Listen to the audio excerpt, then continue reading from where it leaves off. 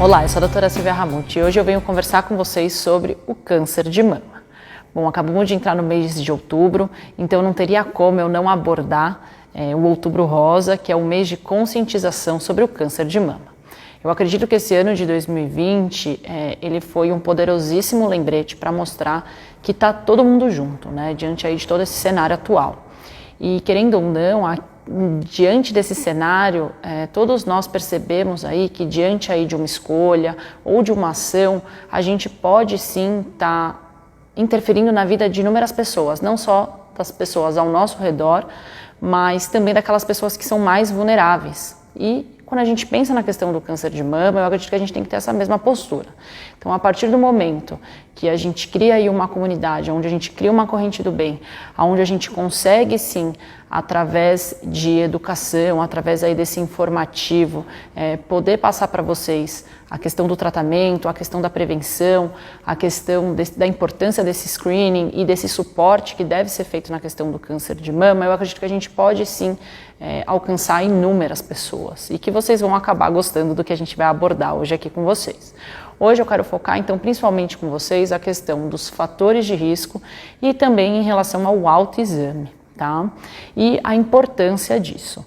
Bom, querendo ou não, antes de eu falar sobre tudo isso, eu preciso explicar um pouquinho para vocês o que seria o câncer de mama, né? E o câncer de mama nada mais é que um termo amplo que a gente utiliza aí para falar de uma classe de doenças onde a gente tem aí essas células anormais, que elas têm aí essa capacidade de proliferação anormal e também uma capacidade de invasão, na grande maioria das vezes, de outros tecidos e destruição deles. Tá? Quando a gente pensa nessas células anormais, é o que a gente está falando aí dessas células cancerígenas. Quando a gente pensa especificamente no câncer de mama, a gente tem que compreender que o câncer de mama quer dizer então que o foco primário, então essa célula normal, o primeiro foco dela foi em algum tecido pertencente à mama. Tá? Mas que isso não limita ela a ficar só lá na mama. E sim, ela pode, via vaso linfático ou corrente sanguínea, acabar indo para um outro tecido e agredindo um outro tecido, que é o que a gente chama de metástase. Mas então como que funciona isso, né? A nossa menor estrutura no organismo é a célula, tá bom? E a célula, ela tem toda uma programação, tem todo um passo a passo do que ela deve fazer na hora que ela tem que se dividir, se proliferar e quando ela vai morrer para ter uma outra no lugar dela. Tá bom? Mas o que acontece? Para isso é tudo muito em sincronia, é muito harmonizado.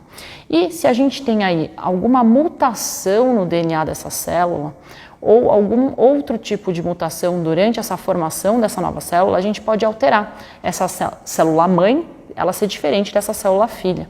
E aí, por consequência, aí quando a gente tem essa célula anormal, que a gente pode ter essas características das células cancerígenas. Tá?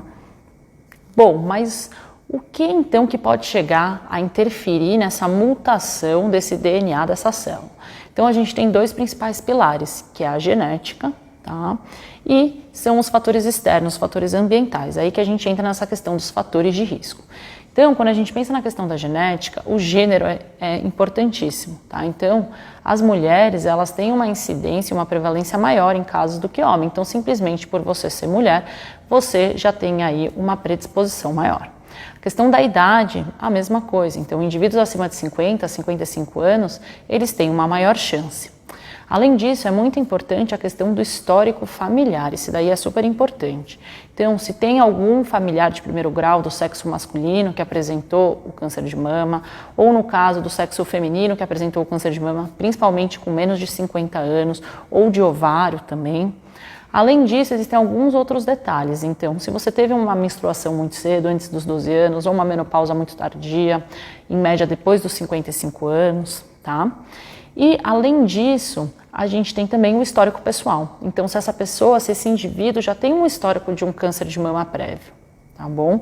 Isso quando a gente está pensando na questão da genética. Além disso, a gente pode pensar nos outros fatores externos, que são os fatores ambientais. Então, uma alimentação inadequada, uma falta de atividade física, levando ao sedentarismo. E essas duas somadas, elas podem ocasionar no sobrepeso e na obesidade. Além disso, como fator externo, pode ser uma radioterapia realizada nessa região do tórax, além disso, que é onde a mama se apresenta, além disso, na questão de uso de terapia hormonal, tá? E o uso regular em altas quantidades de bebidas alcoólicas. criança. Bom, então, se você apresentar um desses fatores, quer dizer que você vai ter o câncer de mama? Quer dizer que esse é o seu destino? Não necessariamente, tá? Na verdade, já tem estudos sobre isso mostrando que de 60% a 70% eles não apresentam nenhum desses fatores de risco. E, inclusive, quando a gente pensa nessa questão da genética familiar, que é extremamente importante, que eu frisei aqui com vocês, também tem muitos indivíduos que apresentam o câncer de mama, que é o primeiro caso na família, tá bom? Então, isso não é para alarmar vocês, mas sim para informar. Agora, outra questão que a gente tem que pensar é no autoexame, né? E por que ele é importante? Porque a partir desse autoexame, a gente consegue, então, fazer com que você conheça o seu próprio organismo e para que você saiba o que é normal para você. E a partir do momento que apresente alguma alteração que não é o comum, que não é o padrão que você está vendo, ou que ela surgiu de uma forma inexplicável, você perceba isso, para que você tenha aí a procura e vá buscar a resposta disso. Tá? Então vamos dizer, começou a apresentar uma secreção no mamilo que nunca apresentou antes, uma secreção clara, uma leitosa, uma sanguinolenta, ou o aspecto da mama mudou, ela apresenta agora um aspecto em descamação, ou um aspecto mais espesso, ou apresentou aí alguma protuberância de um lado, ou algum nódulo, tá?